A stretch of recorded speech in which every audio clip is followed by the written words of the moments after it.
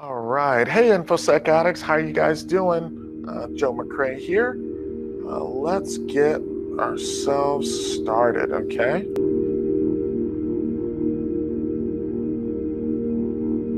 Now, you're going to hear the term AAA in our world, okay? So that is authentication, authorization, and accounting. Authentication, authorization, and accounting. Accounting generally relates to logging. Our next thing that you're going to hear people talk about are security controls. You might hear someone call them protection mechanisms. Something has to help you reduce risk in your environment. So with that in mind, that's why we have things like defense in depth. So you might apply multiple security controls to make it more difficult for someone to break into your environment.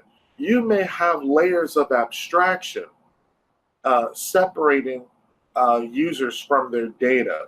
You may have data hiding where you try to obscure where you put stuff and how it's accessed and interacted with. You may use encryption to make data difficult to read. At the end of the day, it's really easy for us to throw around all this mumbo jumbo and geekanese and technical terms. But really, what we've got to do is we've got to focus on aligning security with your business functions. We want to align those things with our business goals, our business strategy, our business mission, our business objectives. Okay, so you've got your high-level strategic stuff, you've got your mid-level tactical stuff, then you have your low-level operational stuff. So you want to align your security tactical things that you do to your strategic goals. You want to align your operational security things that you do to your tactical goals.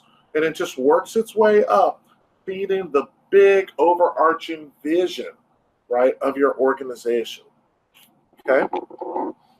With that in mind, we're going to use governance. Governance is us trying to build a culture of policies, of guidelines, of procedures. It's the whole ecosystem of things that we do to build a security culture. Everything can't just be firewalls and IDSs, right? You do need policy. You do need strategy. You do need user awareness training. You do need physical security, right? All of that stuff fits together. And you're making all of that stuff fit together and be aligned with your strategy and corporate vision. That's what governance is for. Trying to make sure that you apply all the right security things so that we can achieve our business goals. Not our security goals, our business goals. For that reason, you want to monitor things like change management, right? Have a formalized process for everything that we do in our environment because we've worked so hard to secure the environment. So now, once anyone wants to try and change it, we want to have a documented process for how we do that with approvals. And we want to be very systematic and pragmatic in the way that we work. And if we can do that, we can more effectively do that by using data classifications. The reason that we want to use data classifications is because it helps us figure out what security controls need to be applied to what data in what particular situation. So you may have some situations where data is really sensitive. So because it's really sensitive and really, really, really important to our ability to complete the mission, we may have to apply more security controls to it. Well, if you've got data classifications coupled with security governance, people now know what to do with the data they have, and they now know how to secure the data. Okay? If you don't have this kind of stuff, then you're going to really kind of struggle with implementing security. You have to have an ability to know who the data belongs to, who the data custodian is. You have to have a criteria for how you figure out the criticality of the data. That's your evaluation criteria. You have to have a way that's a uniform way across your organization of labeling the data. You have to have a way of defining and utilizing exceptions to these classifications. And then we have to define what security controls go to data with each specific label type. So when we have data that's classified or top secret or, for so-and-so's eyes only, or mission critical data or research and development data or business proprietary data, for each of these different labels, we have to say any data with this label gets these security controls. Any data with this label gets stored in this location and is only accessed this way. These are examples of applied governance. These are examples of applied governance. Okay? Now there's frameworks that we can use to help us do this. Some of the frameworks that people use will be things like ISO 27000, COBIT, NIST 853, ITIL. These frameworks allow us to more uniformly adhere to these standards, right? So you've got industry accepted standards and best practices. Frameworks help you adhere to industry standards and best practices. So COBIT is an example of a framework that helps you adhere to industry standards and best practices. So if I'm following COBIT, then I'm ensuring that, hey, I'm following regulation COBIT 1.2.3, and this is how I have to apply patches in my systems. Then you utilizing that framework is helping you meet industry standard best practices. So that's the whole purpose of it. So I don't want you to be intimidated by all these different frameworks. Frameworks help you show due diligence. Someone who mandates that you use the framework, that is you exercising due care. Okay? So the mandate to do the right thing is due care. The actual doing of the right thing is due diligence, using strong passwords, making sure that we notify users of how we're going to secure their data and how their privacy is guaranteed, right? That's due diligence. Giving the order to do those things, giving the mandate to do those things by your executive core, that is due care.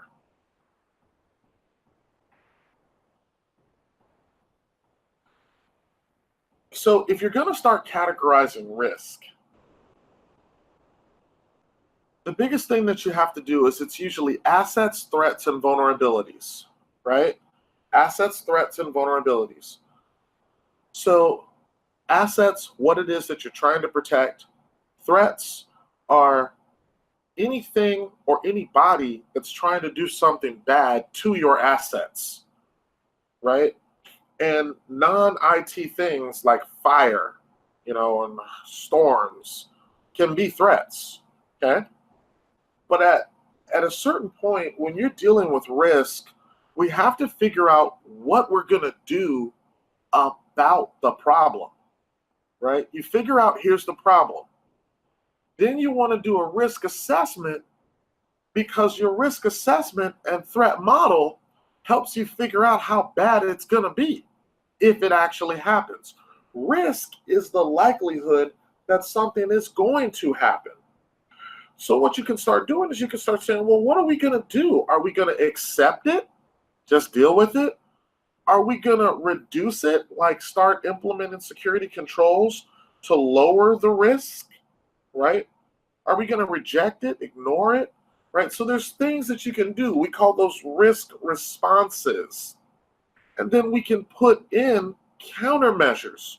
Those are called controls. And the controls that we implement can be administrative, like policy. They can be logical or technical, like a firewall. It can be physical, like a gate or a security guard. Or you can overlap all these different controls and layer them, like defense in depth. And you can have controls that work in different ways.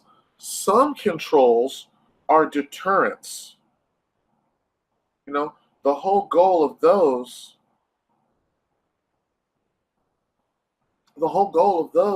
is when you see it, you go, ooh, I probably don't want to do something bad here. They have cameras. They have something that's deterring me from doing this. They may have controls that are preventative. Preventative controls actually don't let you do whatever the bad thing is that you're trying to do. They may have detective controls, something that actually catches you trying to do it, right? It's like, oh, I see you, right? It sounds an alarm when you try to break in, right? They may have corrective controls, like once something gets misconfigured, it tries to fix it back the way it's supposed to be. They may have compensating controls, like we don't have the money to deploy the product that we really need, but we're going to do these other things instead, compensating controls. So a lot of people who work in our world, they do security control assessments, and they use NIST Special Publications 853. And they use that to try to get a list of all the security controls that you should have in your environment. And then you need to implement something called continuous monitoring, where you're constantly evaluating how well your security controls are working, right? Now, there's a couple of different risk frameworks. The government risk framework that's more popular today is called Risk Management Framework, RMF. NIST Special Publication 800-37 details RMF.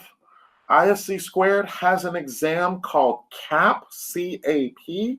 That exam is almost exclusively focused on this, right? So it's a certified authorization professional. So these are people who work specifically with control evaluation. So think of it like a PCI ROC, a report on compliance. It's really similar to that. You categorize all of your assets. You determine what controls go to the criticality of, what controls to implement based on the criticality of the assets. You implement the controls. You assess how well they're working. You authorize the system. The system gets what's called an ATO, authority to operate. And then you continuously monitor how well the controls are working. Now, reducing risk at the end of the day is all about business continuity. You're trying to keep your organization alive if something bad happens. A disaster recovery plan is part of a business continuity plan. A risk assessment is part of a business continuity plan. So BCP, business continuity plan, that's the big thing. Don't forget to subscribe to this channel. I really want to get people to start using the channel, start hanging out on Infosecaddicts.com and hang out on the Infosec Addicts YouTube channel. Thanks so much. See you again in our next video.